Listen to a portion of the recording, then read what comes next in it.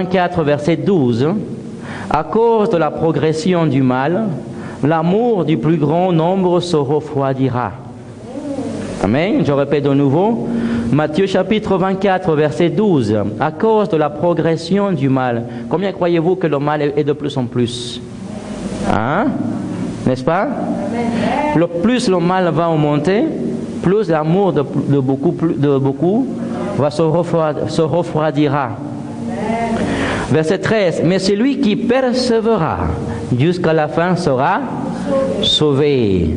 Encore une fois, celui qui persévérera jusqu'à la fin sera sauvé. Donc, dans ces moments difficiles, il y a quelque chose qui s'appelle persévérance. Et si tu persévères dans ces moments difficiles, tu seras sauvé. Si tu persévères dans ce moment difficile, tu seras délivré. Si tu persévères dans ces moments difficiles, ta famille sera restaurée, n'est-ce pas? Donc, alléluia. Ça veut dire, pasteur, que le salut, on peut le perdre. On peut perdre le salut. Oui, on peut. Quand tu cesses de persévérer, tu perds le salut. Alléluia. Quand tu veux jeter l'éponge, quand tu ne veux plus aller vers Dieu, quand tu veux quitter l'église, quand tu veux quitter la relation avec Dieu, sache que cet amour tôt ou tard refroidira et l'amour du monde prendra la place et tu perdras ton salut. Alléluia. Amen. Comment on sait que la personne s'est refroidie?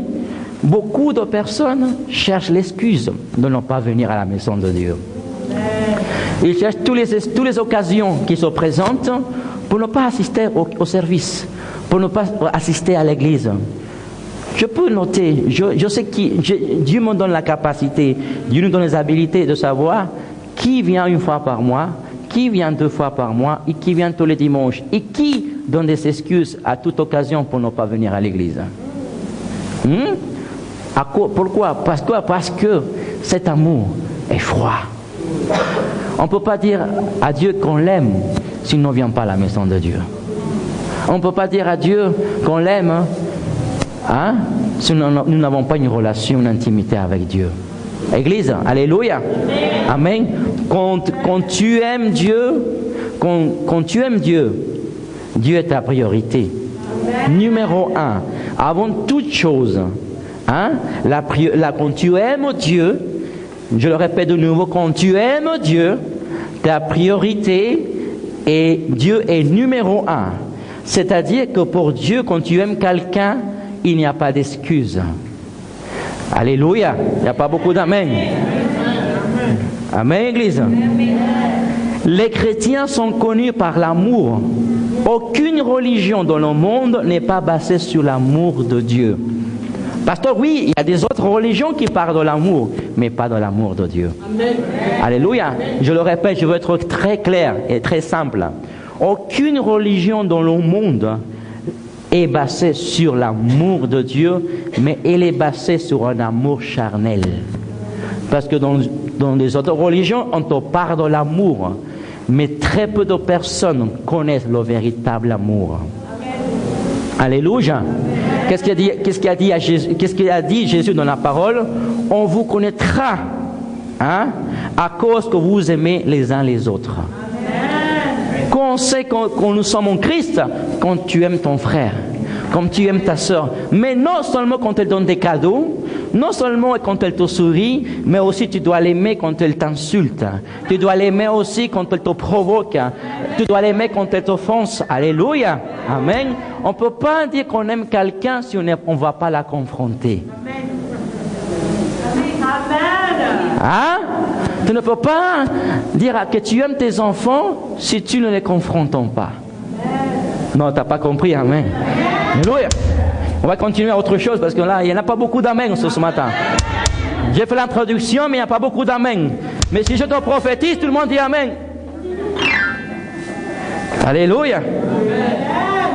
Donc, souvent quand les personnes quittent l'église, elles disent, je pars de cette église parce que dans cette église, il n'y a pas d'amour.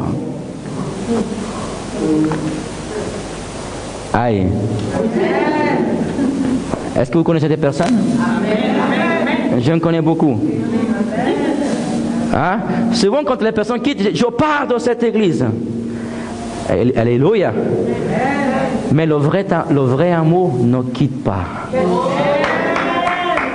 Alléluia. Les gens disent, je quitte mon mari, je quitte mes enfants, je quitte ce lieu, je quitte ce travail. Mais le vrai amour ne quitte pas. Montre-moi vraiment, ou que les gens te montrent, ceux qui marchent dans l'amour de Dieu, ce sont qui ne vont pas te quitter, sinon qui vont te voir pour arranger les choses. N'est-ce pas, Église? Amen.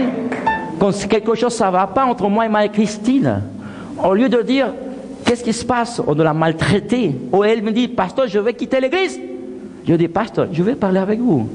On va essayer de parler. Il y a quelque chose qui est dans mon cœur. Parce qu'elle sait que le vrai amour ne quitte pas. Tu ne peux pas quitter ta famille parce que tu as reçu une offense.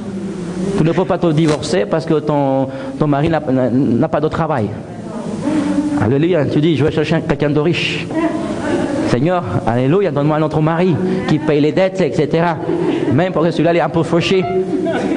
Hein? Il y a quelqu'un qui a dit Amen. Peux-tu comprendre? Hein? Alléluia. Non, on ne quitte pas ces choses parce que non, le vrai amour ne quitte pas l'Église. Amen. Imaginez-vous que Christ nous aurait quittés à cause de nos péchés. Et il était le premier à dire, cela, oh, ce José-là, il est à moitié alcoolique, drogué là, et ça ne m'intéresse pas. Mais il a dit, non, je l'aime, je t'aime, je ne vais pas te quitter. Ah non, pas beaucoup d'amen. Alléluia. Vous voulez plus? Toujours les personnes de l'extérieur vont associer le christianisme et l'amour. Ok? Aujourd'hui, l'amour est le plus grand mystère dans l'Église, dans le monde et pour Satan. Aujourd'hui, l'amour de Dieu est un grand mystère pour le monde, pour Satan et pour l'Église. Pourquoi, pasteur? Pourquoi pour l'Église? Parce qu'aujourd'hui, ils ont l'amour, mais ils n'ont pas une rencontre surnaturelle avec l'amour de Dieu. Alléluia. Donc, on continue. 1 Corinthiens chapitre 2, verset 7. La Bible dit, non, nous annonçons la sagesse de Dieu mystérieuse et cachée, celle que Dieu, avant tous les temps, avait préparée d'avance pour notre gloire. Verset 8, cette sagesse, aucun des chefs de ce temps ne l'a connue, car s'il l'avait connue, il n'aurait pas crucifié le Seigneur de la gloire. Alléluia. Le Seigneur a caché le plan du salut dans l'amour. Ça a été un mystère. L'amour de Dieu, l'amour que Christ portait était un mystère. C'est parce que si les gens auraient eu la révélation de l'amour de Dieu, la Bible dit qu'ils n'auraient pas crucifié. Et c'est Satan qui aurait eu la révélation de l'amour de Dieu. Il n'aurait pas poussé les pharisiens à crucifier Jésus. Amen. Alléluia, Église. Dis à ton voisin, réveille-toi. Alléluia.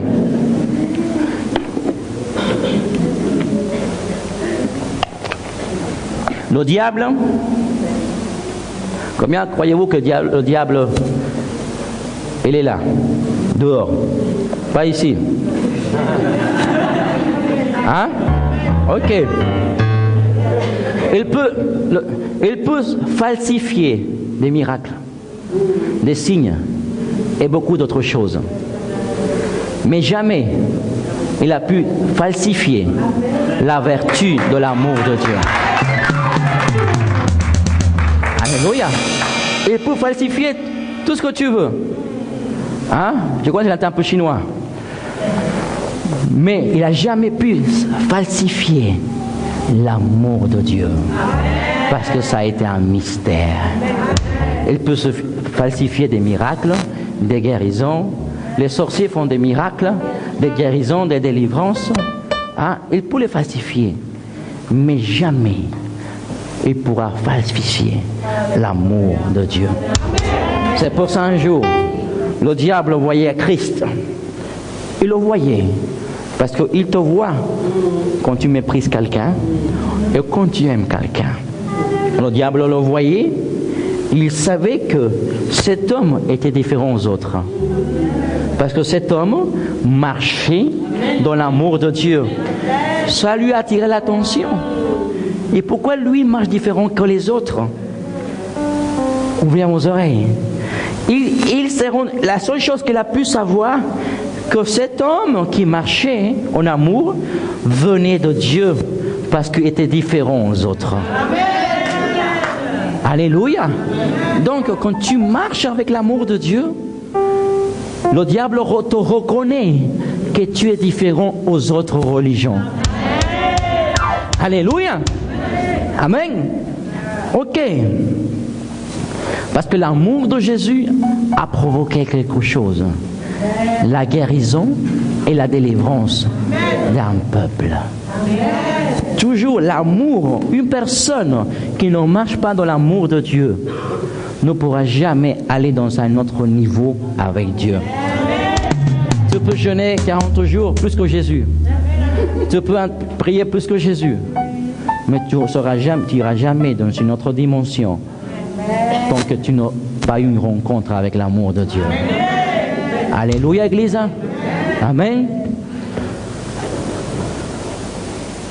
Cet amour provoque, quand quelqu'un marche avec amour, provoque à faire quelque chose pour les autres. N'est-ce pas? On ne peut pas être indifférent quand quelqu'un il est dans le besoin. On ne peut pas être hostile tant que quelqu'un a besoin. L'amour va provoquer une action dans notre vie. Alléluia. Je ne peux pas, les gens s'approchent de moi et mon épouse, ils me disent, pasteur, j'ai besoin de ceci, j'ai besoin de ceci. Et si je peux le faire, et j'ai les moyens de le faire, je le fais. Parce que si je ne le fais pas, même si les autres ne me voient pas, il y en a un qui me voit dans le ciel. Alléluia. Donc je ne peux pas faire quelque chose comme si ce n'était pas pour moi. Parce que des fois Dieu te parle, il dit non, ça doit être pour le voisin. Non, c'est à toi que Dieu parle. Allez, même Église. Quand Satan voit l'amour, il voit une puissance. Quand quelqu'un voit quelqu'un marcher dans l'amour, il voit une puissance. Alléluia. Quand une personne marche en amour, est capable de tout faire. Et l'impossibilité devient possible. N'est-ce pas? Hein? C'est sûr, quand tu marches, tu dis, ah, je l'aime, je veux la conquérir. Levez la main les époux. Il n'y en a pas beaucoup ce soir, ils sont restés à la maison. Et tu dis, ouais, je veux la conquérir. Je veux faire les choses, ce qui est impossible, viendront possibles. Et avec l'amour que tu as, tu fais que les choses deviennent possibles. C'est sans possibilité qu'avant tu ne pouvais pas la faire. Avec l'amour de Dieu, tu fais que les choses deviennent possibles. Amen. Tu commences à aimer à celui qui t'a haï. Amen. Et cette personne qui t'a haï, cette personne va t'aimer. Tu croyais que c'était impossible, mais là, tu m'as manifesté l'amour et ces choses deviennent possibles. N'est-ce pas, Église? C'est là que Jésus a dit, aimez vos ennemis. Nous allons relever ce voile ce matin. Je ne t'ai pas encore dit des mystères de l'amour de Dieu. Amen. Combien croyez-vous que Dieu vous aime? Combien croyez-vous que Dieu vous aime? Alléluia. Dis à ton voisin, Dieu il t'aime. Amen. Dieu il t'aime. Même si tu ne le crois pas. Même si tu ne le crois pas. Dieu il t'aime. Dieu il t'aime. Dieu il t'aime. Alléluia. Peu importe ce que tu as fait avant. Peu importe ce que tu as commis avant. Peu importe ce que tu as déclaré avant. Il t'aime. Ça c'est un mystère. Je te lance un mystère en ce moment. Il t'aime. Il t'aime. Non comme le monde, il t'aime. Il t'aime comme lui il est. Alléluia. Amen, Église. Ça c'est un mystère. Comment est possible qu'après avoir ce que tu as fait dans le passé, ou ce que tu as fait hier, aujourd'hui il te dit qu'il t'aime? Alléluia. C'est un mystère. C'est encore un mystère pour l'Église. Alléluia. On ne peut pas acheter l'amour de Dieu. On ne peut pas l'acheter. On doit le recevoir. Amen. Simplement, on doit le recevoir. Alléluia. Non. Ça a été une révélation dans ma vie. C'est pour ça que je suis debout aujourd'hui. L'amour de Dieu me relève. Chaque fois que je tombe, chaque fois que je baisse les bras, parce qu'il vient me dire, je t'aime. Et simplement le mot qui me dit, je t'aime, il y a une force du ciel qui vient dans ma vie. La tristesse, je la dépouille. Amen. Alléluia. Et je commence à danser parce que quelqu'un m'a dit, je t'aime. Alléluia. La création de l'homme a été une expression de l'amour de Dieu. Amen. Hein? Alléluia. La création de l'homme a été une expression de l'amour de Dieu. Pour Dieu, tu es une personne importante, une personne qui a de la valeur. Wow, la création de l'homme est une expression de l'amour de Dieu. C'est-à-dire que tu as de la valeur. Amen. Tu as de la valeur.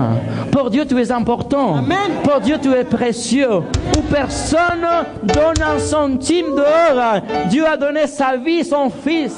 La promesse, amen, tu es une expression. Tu ne peux pas dire que tu n'es rien. Tu ne peux pas dire que tu ne vaux rien. Si tu es important, tu es riche. Alléluia. Non riche comme le monde le cherche, mais tu es riche, tu es de la valeur. Alléluia. La Bible compare que tu es plus précieux que les pierres précieuses. Les pierres précieuses représentent la richesse du monde. Alléluia. Les pierres précieuses, quand il dit, tu es plus précieux que les pierres précieuses, il compare la richesse du monde. À toi, c'était... Alléluia. Tu es important. Tu es importante, jeune fille, jeune garçon. Alléluia. Pourquoi tu te sens moins que les autres? Parce que si tu es important. Tu te sens moins important parce que les autres ont un niveau plus élevé que les autres, que toi, intellectuel, financier, professionnel. Et quand tu te mets avec quelqu'un, avec un ingénieur, et tu te mets toi qui te fait la vaisselle, tu te sens moins. Et tu te sens plus petit. Non. N'est-ce pas? À moi, avant, ça m'arrivait. Alléluia. Regardez, je me mets à côté des hommes de Dieu qui vont dans toutes les nations. Et je m'assois avec eux. Et je dis, je suis comme eux aussi. Alléluia. N'est-ce pas? Ne te réduis pas à quelque chose. Nous sommes égaux. N'est-ce pas? Donc c'est une expression, tu es important. Tu as une identité. Ta vraie identité, c'est pas ce qu'il y a dans ta poche, ce qu'il y a dans ton cœur. C'est la vraie identité que tu possèdes. Alléluia. Amen, Église. Vous recevez quelque chose? Quand Adam a péché, quelque chose s'est passé. Ouvrez vos oreilles. Quand Adam a péché, quelque chose s'est produit. Les temps ont changé. Les choses ont changé. Tout a changé. Quelque chose s'est passé. Quand Adam a péché, quelque chose s'est passé. Le désir d'Adam a été plus grand que garder un commandement de Dieu. Je te rappelle de nouveau. Le désir d'Adam de manger de l'arbre de la vie de la mort a été plus grand que garder un commandement de Dieu. Quand une personne vit dans le péché, son désir est plus grand que de respecter le commandement de Dieu. Alléluia. Quand une personne pratique le péché, toujours le péché sera plus grand que garder le commandement de Dieu dans son cœur. C'est là que l'amour charnel est né. Vous voulez encore des perles?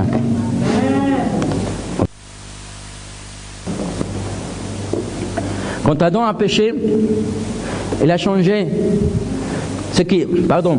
Depuis la suite d'Adam, oui. Voulez-vous savoir? Ok. Je te le dis dans l'esprit. Quand Adam a péché, c'est là que l'amour charnel est né. Il a changé l'amour naturel qui représente la chair pécheresse. Il a changé contre l'amour de Dieu. Et c'est là qu'une fois que Adam n'a pas résisté à la tentation a été plus grande que de respecter le commandement de Dieu.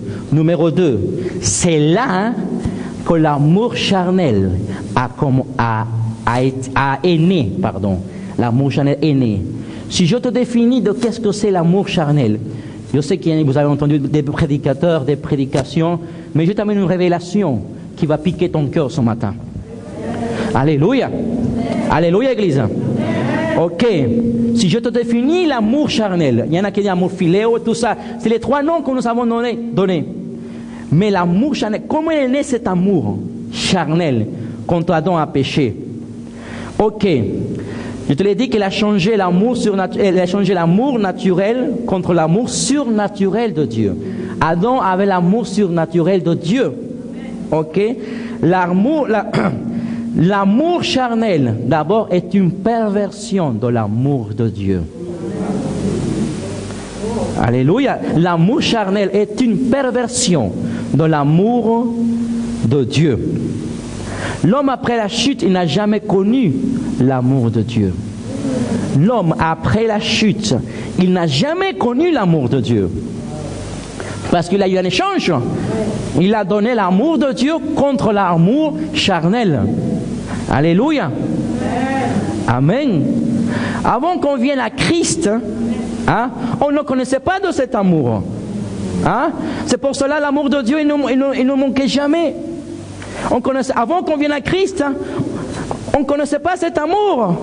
Tu parles aux gens de l'amour de Dieu, ils te disent, mais c'est quoi ça l'amour de Dieu? Parce qu'ils ne le connaissent pas. Amen. On ne peut pas sentir quelque chose que nous n'avons jamais eu. N'est-ce pas, Église?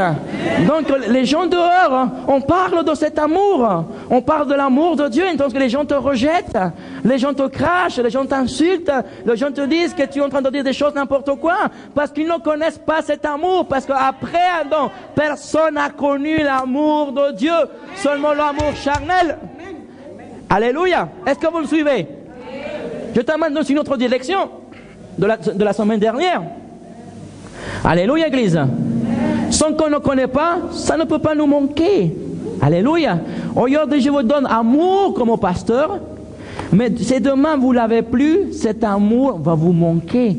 Si vous me donnez amour comme brévis à son pasteur, demain je ne l'ai plus, cet amour va me manquer, Église. Donc forcément, quand nous étions avant Christ, cet amour ne nous manquait pas. Alléluia, parce que nous ne l'avons jamais connu. Ça rentre un petit peu? Alléluia. On va enlever cet amour banal, cet amour idiot qui est l'amour charnel, pour entrer dans l'amour de Dieu. Alléluia, Église. L'amour peut vous manquer quand vous l'avez. Quand vous n'avez pas, ça ne peut pas vous manquer. Alléluia. Romains 5,5 dit « Or, notre espérance ne risque pas d'être déçue, car Dieu a versé son amour dans nos cœurs par l'Esprit Saint qu'il nous a donné. » Alléluia. Quand nous sommes venus à Christ, l'amour de Dieu a coulé sur nos vies. C'est pour ça que je vous ai dit dimanche dernier que l'amour de Dieu est une décision. On décide d'aimer. Dieu ne nous a pas aimés avec des sentiments, avec des émotions. Je vous ai expliqué, si nous aurions aimé avec émotion, aujourd'hui, vous et moi ne serions pas là aujourd'hui. Donc, Dieu n'aime pas avec des sentiments ni des émotions. Il a décidé de nous aimer. C'est pour ça que la Bible a dit, il nous a aimés le premier. N'est-ce pas, Église? Donc, aujourd'hui, aimer est un commandement et non un sentiment. Souvent, je dis, je sens aimer Barbara. Mais demain, elle m'a même plus à manger. Non, je l'aime plus. Elle m'a offensé, je l'aime plus. Non, je décide, soit elle m'offense, soit elle me donne à manger. Je vais toujours l'aimer. Alléluia, parce que j'ai décidé. Alléluia, Église. C'est un dilemme pour certains. C'est un grand dilemme. C'est quelque chose d'impossible. Mais quand tu décides, les choses impossibles deviennent possibles. N'est-ce pas? Alléluia. Donc, vous devez connaître ce qui n'est pas l'amour et ce qui est l'amour. Comment vous savez qu'il y en a qui disent, tu demandes à quelqu'un, qu'est-ce que c'est l'amour de Dieu? Il me dit, pasteur, je ne sais pas. C'est normal parce que tu ne le connais pas. Amen. Dis-moi, qu'est-ce que c'est? Dis-moi le faux amour. Je ne sais pas. Parce que je ne le connais pas. Pour connaître le vrai amour, il faut connaître d'abord le faux amour. Pour reconnaître un vrai billet, il faut que tu reconnaisses un faux billet. C'est pareil avec l'amour. Alléluia. Dieu sait qui marche en amour. Je dirais le 10% de l'église, le roi Jésus marche en amour. Le 90% marche dans un amour charnel. En incluant les disciples. Alléluia. Donc comment on peut identifier le vrai amour de Dieu et le faux amour? D'abord, il faut que tu reconnaisses qu'est-ce que c'est le faux amour. Et ensuite, tu reconnaîtras le vrai amour. Amen, Église. Alléluia. Pour connaître, donc, l'amour charnel a 3 noms. Je vais te le définir. L'amour éros est un amour sexuel qui est attiré par une attraction physique. Si tu me plais, je t'aime. N'est-ce pas? S'il te plaît, tu l'aimes. Tu tombes amoureuse par son physique. Mais c'est à égal si tu es un chrétien ou pas. N'est-ce pas? La plupart des jeunes dans l'église, s'il y a des jeunes dans les églises, la plupart des gens sont attirés par le physique et non par ce qu'il y a à l'intérieur. Au bout d'un moment, tu perds la beauté. Cet garçon t'a changé. Alléluia. Un jour, tu prends 300 kilos. Il va chercher la fille qui a moins 5 kilos. Parce qu'il voulait la fille qui avait 5 kilos de moins, non la fille qui a 5 kilos de plus. Alléluia. Amen. Aujourd'hui, cette fille va t'aimer parce qu'aujourd'hui, tu étais maigre. Amen. Tu n'étais pas gros. Mais à partir que le ventre commence à pousser, les cheveux commencent à tomber, elle va dire, je t'aime plus. Ça est une attirance éros. Amen. Physique, sexuelle. Alléluia. Amen. C'est pour ça qu'il y a tant de divorces aujourd'hui. Pour que tout le monde est attiré pour cet amour éros. Bien sûr qu'il y a quand même un minimum d'attirance. Amen, il y a un minimum. Mais on va parler dans l'extrême. Amen, qu'on va chercher quelqu'un parce qu'il a les beaux yeux, etc. Il fait 1m90. Amen, il est carré comme un pompier.